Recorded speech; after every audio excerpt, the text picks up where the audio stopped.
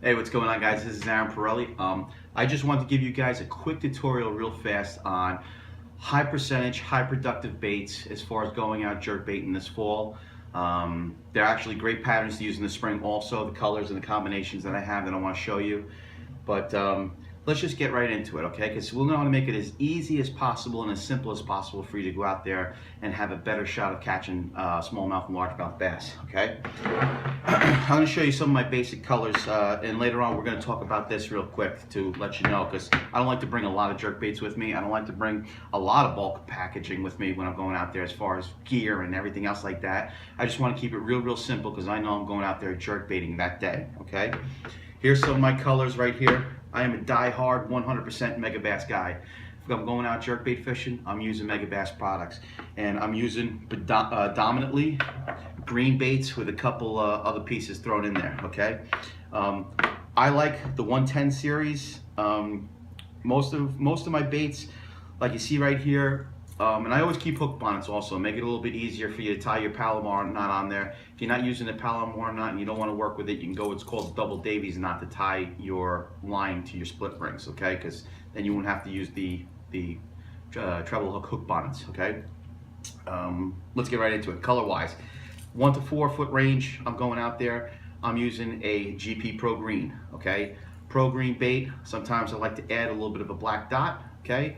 But I always add the chartreuse accent. A must when it comes to smallmouth bass fishing, okay? And largemouth will come after it too, but I highly believe that adding that little bit of chartreuse on the tail makes a big difference, okay? If the bait, if the bite is a little bit deeper out there and they're suspending a little bit, I'm gonna go with the 110 plus 1, okay? This is a racing series. This got the green back, the green, you know, a little bit of the chartreuse. I put a little chartreuse in the bottom, okay? This is gonna get down a lot different than your 110s, okay? And if you want to get it down a little bit deeper, okay, depending on some of your baits, every one of these baits are tuned coming out of the package. But if you're getting it to where they're maybe raising up as a high float or they're staying just perfect level like that, not in a good suspend motion, you want to keep them just a little bit head down. And if you want to do it a little bit head down, all you really do is either change the front hook to a little bit of a bigger hook or add a snap in the front, okay? Just a little bit of that weight difference, okay? I use a decoy egg snap number 2. Just that little bit of weight difference will make that bait come down just a little bit right where you want to have it suspending in the water column, okay? This is to get down a little bit deeper. If I'm going to, let's say, match the hatch, match the forage, a bigger bait, I want them, they're eating like alewife or, you know, herring, you know, big shine or stuff like that, I'll beef it up a little bit more and go with the Magnum, okay? This is called a Kiss You IU Magnum 110. It's a 5/8 ounce bait. You can really hurl this thing a mile, but look at the green. The green in that bait, you know, of course I added the chartreuse line in that tail because I think it makes a big difference. And like I said, same thing, you want to add, change that treble hook to make it go down. Even if it's a slow floater, you add that treble hook, add a snap, you'll get so much more action out of it and it'll stay completely suspended, okay? If you want to downsize because the shad are a little bit smaller, alewives a little bit smaller and whatnot, I go in an X80, another predominant color that I use, if you can find them, an X80 trick darter, and this is SG shad. This is the bad boy, this is the mother load right here if you get into that lower, smaller bait fish column. I added the chartreuse accent, of course, because I think it's a great thing to do and keep you out on the water a lot longer and a lot more high percentage bites if you have that chartreuse on the tail, okay? Another one that I'll use is for a little bit sunnier day and you don't have that much overcast, you have a little bit sunny and I want that flash. Most of my baits are always translucent, but if I want that flash, I'm switching to the Wagon IU, okay? It's W-A-G-I-N or W-G-A-N, Wagon IU, okay? And I'll add a black dot where the chartreuse dot was there. I'll add that, and of course, there you go. Painting that chartreuse on the tail. I think it makes a big difference, but with this flash, this chrome flash, without that translucent bait, makes a big deal. And the last two are gonna be forage baits. They have perch in the lake. They want to snack on perch, I'll go with the original GG perch. You know, you can get the newer perch styles with the you know, the eyes down. These are the big eyes. This is an original 2001 GG perch. Great bait to use, but any perch color is good.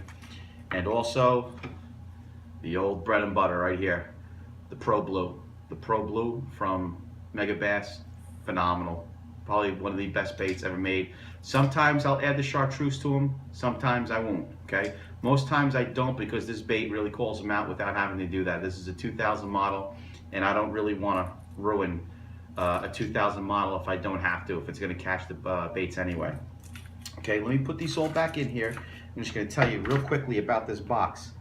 This box is a Herfador, okay? It's a cigar caddy, and it is waterproof. It's got padding and cushioning in them. It's holding 1, 2, 3, 4, 5, 6, 7 baits in here, okay? All good size baits, full size baits with hook bonnets, okay? It is waterproof. It is compact cushion. It floats, snaps. It's got a clip. If you're wading in the water, you can put this through your wader hole and then use the clip to clip on, okay? This is an amazing box. You could run this over with a car, okay? I got this at a distributor. He's on eBay. His name, his dealer ID is R. Keefe, K-E-E-F-1, okay? He's out of Cranberry Township, Pennsylvania. They make 3 sizes in this, okay? They make a 5 cigar caddy, okay?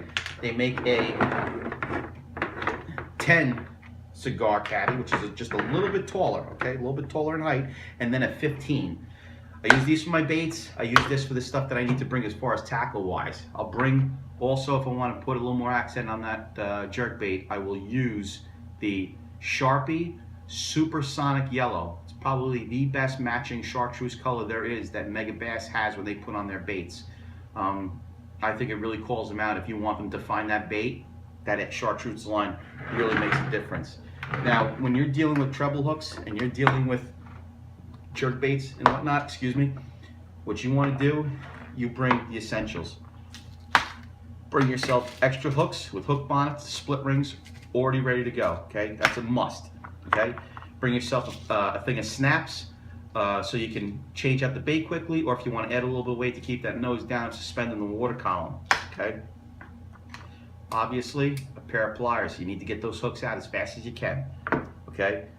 Pair of split ring pliers that you could actually hold the piece in place, but then the original split ring plier to get those babies across, pinch it down, and hold it with the other one and work that bait so you can get those rings off a lot faster. These right here are actually Seamstress split ring pliers, okay? These are for people that sew in the sewing industry. Probably the best pair of split ring pliers I ever bought, okay? I found these on eBay for $4.99. But if you find seamstress or sewing split ring pliers, buy them as opposed to the other split ring pliers that you would see from any other company, because these have that crazy needle nose hook to it that gets in there better than anyone I've ever seen, okay? And of course, an extra marker. You can't go wrong with that chartreuse supersonic yellow, like I said. Let's get these back in. Line, you need to, depending on what you want to do, you want to get them down in the water column that you're fishing. And it's a little bit deeper, depending on whether, you know, I'm not going to tell you, I'm not going to go into cadences on how you want to fish your baits, whether you give it 2 snaps, you know, 2 hard jerks, or 1 hard jerk, or just snapping the slack out of your line. You're going to have to determine that yourself on the type of day that you're fishing. You got a lot of variables. You got very cold water. You got very windy days. You got overcast. You got sunny days. You figure out which way you want to work the bait that day. But as far as the fish being in the water column, if they're suspending a lot lower and you want to get that bait down, crank your bait down to depth, okay? And you want to keep your bait down in that water column. Now remember, fluorocarbon sinks, monofilament floats, okay? I use 10 pound across the board, always, okay? I always use 10 pound vicious fluorocarbon to keep it when I want that bait to stay down there in the water column because it's sinking, okay? Even if the bait's suspending, this stays down there, okay? I don't want that slow rise. I'm gonna get that slow rise after I'm using 10 pound vicious. I switch to the mono. The mono, swear by 10 pound Bass Pro Shops XL monofilament. These 2 lines I have used forever, and I've caught plenty and plenty and plenty of fish on it, okay?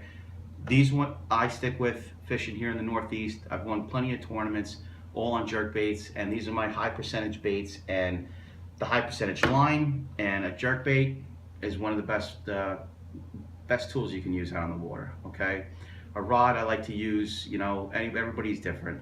I use a bait casting rod every time, and it's always a 6-footer or a 6.6 medium heavy. I feel I can get a lot more control with the bait caster. A lot of people use the spinning rod, which is fine. You go by what you want to use. But as far as colors, what type of lure and type of line to go out there and go get a better chance of loading the boat that day, this is what I use. You pick whatever you want to use. But the most important thing out of everything, just be safe on the water and be courteous of others. All right? I'm Aaron Pirelli. I hope you like this segment. We'll see you next time out there. Thanks a lot.